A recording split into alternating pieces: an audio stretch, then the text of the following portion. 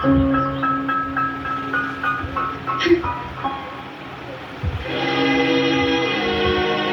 ఇక్కడికే రమ్మన్నాను, ఇంకా రాలేదేంటి? చాలా టైం అయింది. అవును, దీపిక తను ఎలా గుర్తుపట్టాలి?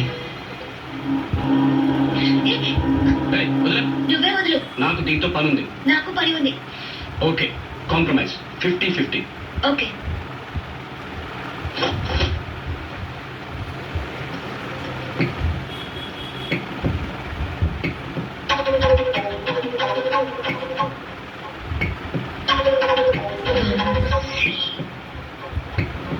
దీపిక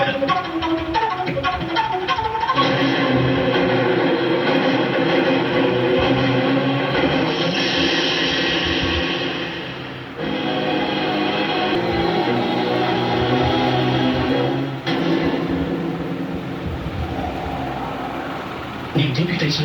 వంశీ నీకు తెలుసా? నేను వెంటనే దీపికని కలవాలి. ఆమె ఎక్కడుంది చెప్పు. నేను అడిగిన దానికి సమాధానం చెప్పు. వంశీ నీకు ఎలా తెలుసు? అతను ఎక్కడున్నాడు ఇప్పుడు? వంశీ లేడు, ఏ? చనిపోయాడు.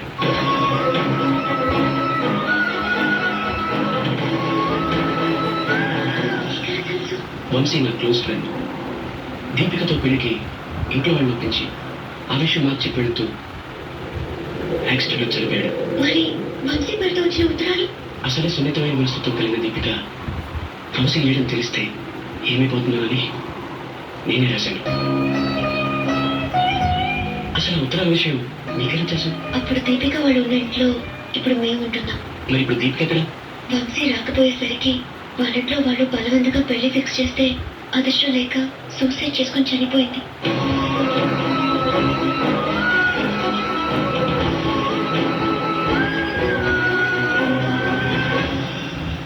మరి నాకు వచ్చిన ఉత్తరాలని వంశీ ఏమైపోతాడోనని నేనే రాశాను.